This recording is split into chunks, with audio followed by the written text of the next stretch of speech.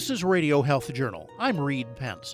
This week, people whose coronavirus infection drags on and on. They always seem to say the same thing, which is, wow, I thought I was crazy before I got here. I had no idea that there were this many people suffering this long from a quote-unquote mild case of COVID. Long-haul COVID survivors, when Radio Health Journal returns.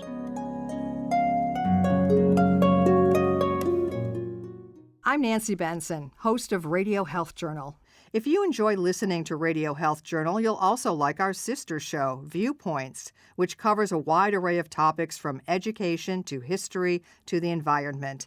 Here's a preview of what they're covering this week on Viewpoints. I think it is one of the most valuable and underrated things that you can get into. Reaping the many benefits of growing your own produce. Then, there's so much fear and anxiety and uncertainty in the world today. Boy, who would have thought that 2020 would be quite this kind of a year? Facing the emotional roller coaster that is this year. I'm Marty Peterson. And I'm Gary Price. These stories in depth this week on your public affairs magazine, Viewpoints. Listen to Viewpoints on your favorite radio station and subscribe and listen to shows anytime on Apple Podcasts and Google Play.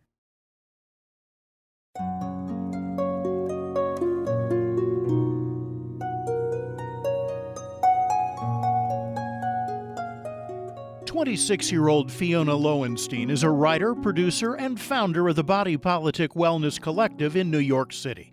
She says she'd always been healthy and never been hospitalized until she got sick with COVID-19. I got sick on March 13th, initially with just a fever, and then the next day started to notice some chest tightness and a cough. The following day, my symptoms seemed to subside, and I thought I might be getting better. And then that night, I woke up in the middle of the night with vomiting and what I now realize was shortness of breath. And that persisted into the following day and became so extreme that I eventually had to go to the ER at the urging of my primary care physician, who I had been talking with on the phone. So at the point where I went to the ER, I was so short of breath, unless I was lying completely still, focusing on breathing. Breathing was extremely difficult. I couldn't walk, I couldn't speak more than a few words, that sort of thing. Lowenstein was hospitalized, but never put on a ventilator.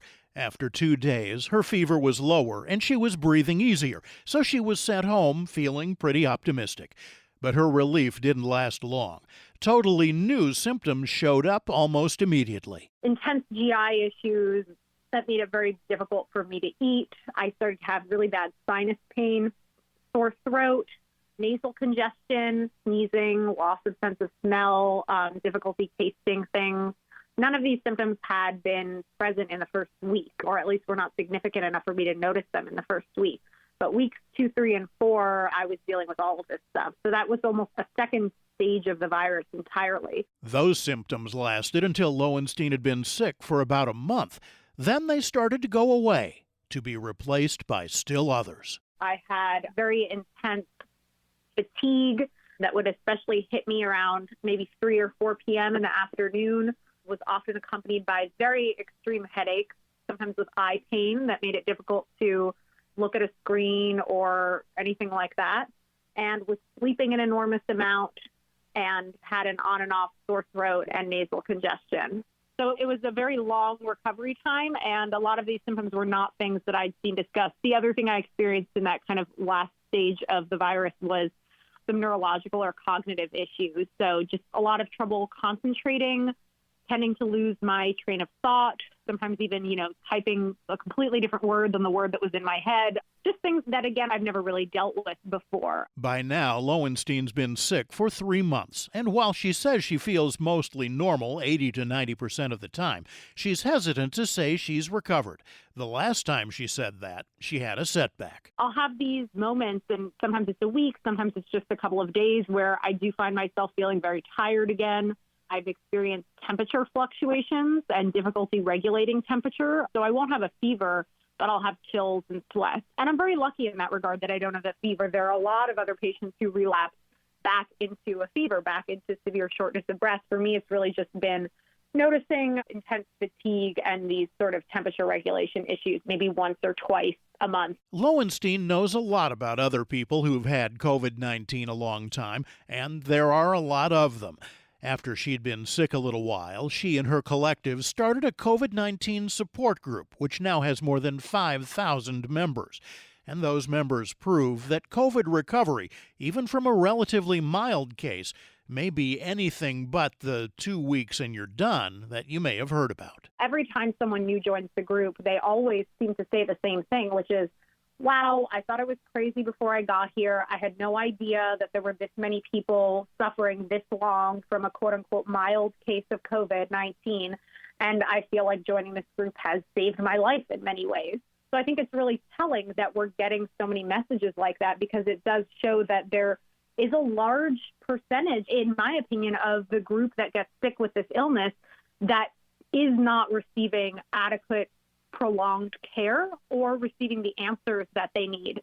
Most of us experienced what we call relapses or false dawns, where you think you're getting better and then it turns out you kind of fall back into the same symptoms you were having, or even new symptoms in many cases. That's Hannah Davis, a research artist based in Brooklyn who's struggled with COVID symptoms since late March.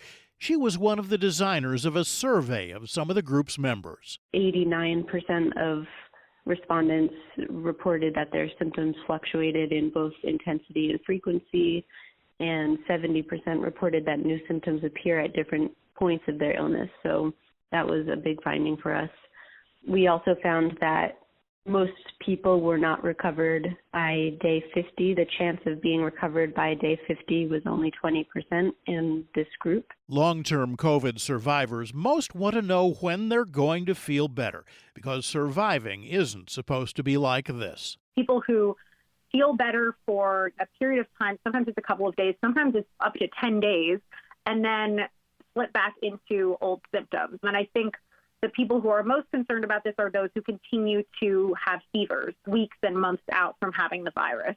It's very physically debilitating. It means they can't return to work, and not all employers are understanding of these long recovery times, right? Because the news that coronavirus potentially takes this long to recover from, especially for a mild or moderate case, is news that is only just starting to creep into, I think, the average person's consciousness. Davis says the survey also shows long-haul COVID sufferers may have symptoms like Lowenstein's that are far different than the textbook ones of fever and trouble breathing. One of the biggest symptoms, even more than fever and some of the CDC-listed symptoms, was brain fog and concentration issues, and that's personally been one of my biggest. And I think brain fog is kind of vague, but that more concretely looks like memory loss. It looks like aphasia, which is a pretty common complaint in the group. But it also includes pretty serious things like hallucinations, dizziness, which over 60% of people experience, numbness in the extremities, tremors is a really common one, loss of hearing, blurry and double vision. We've even seen seizures. I'm personally really hoping some focus goes into that direction. Davis says her short-term memory loss is severe enough that she recently put something on the stove to cook and promptly forgot about it, starting a small fire.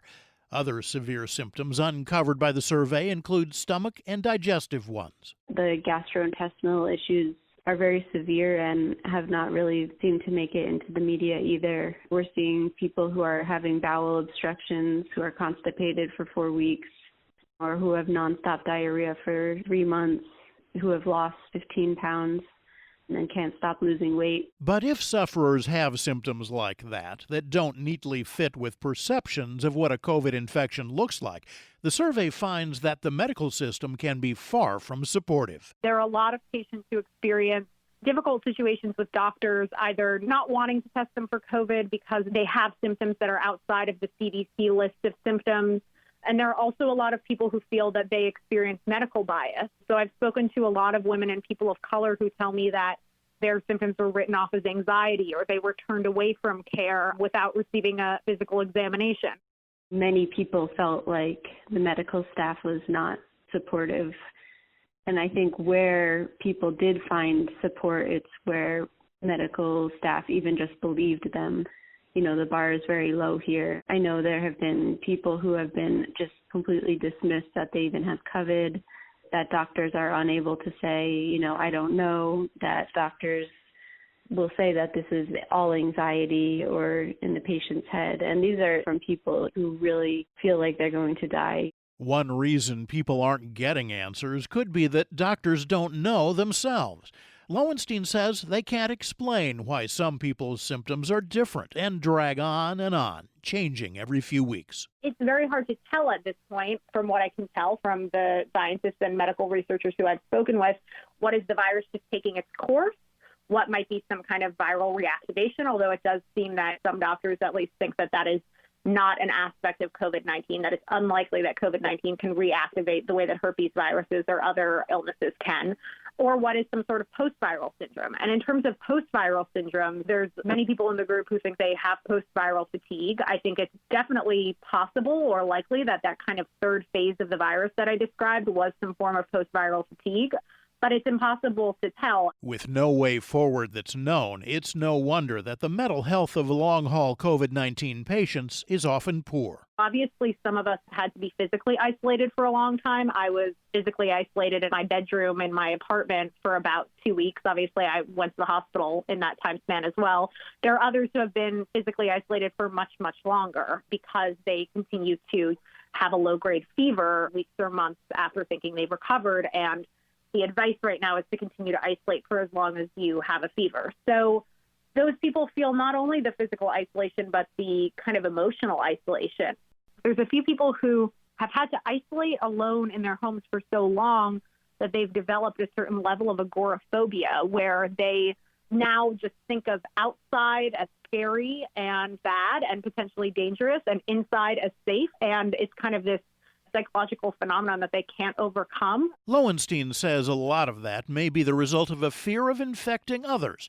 And indeed, some people run the other way when they find out you've had COVID. Most of us who got sick, or a lot of us, we either know who infected us or we know at least one person who we unintentionally infected. And that's survivor's guilt that a lot of people experience, just in terms of knowing how many people have died from this virus. And especially, I'm based in New York City.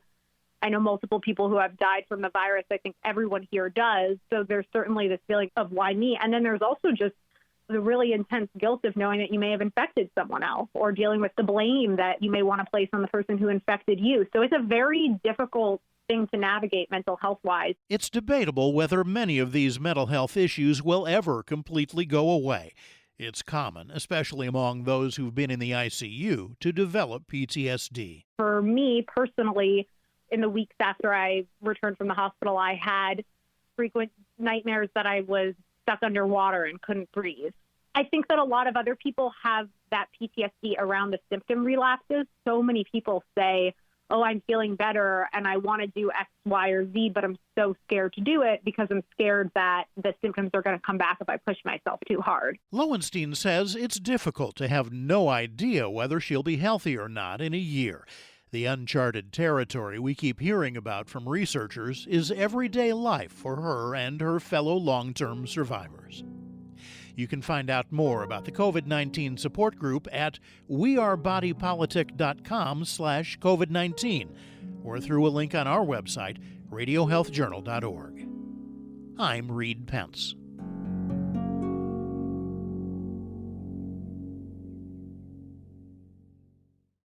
Chances are you or someone you know is struggling with an addiction.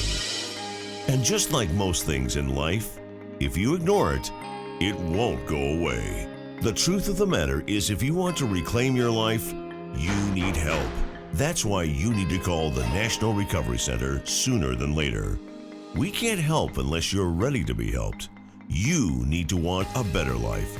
You need to want to stop the downward, out-of-control spiral you've been on. You need to make a conscious effort and take control. Our programs are designed to provide you with the care and support you need. Every person is treated with a unique treatment plan designed specifically for you, regardless of what stage of addiction you're in.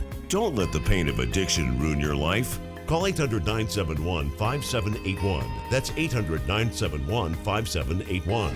800-971-5781.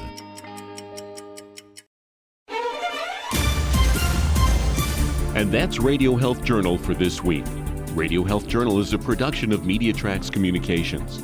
Follow us on Twitter, Facebook, and Instagram to learn more. And check Apple Podcasts, Google Play, and Spotify for a library of past programs. Plus, you'll always find previous segments and information about our guests at radiohealthjournal.org. Join us again next week for another edition of Radio Health Journal. Coming up next week on Radio Health Journal. They said to me, you're just really lucky that you're not dead.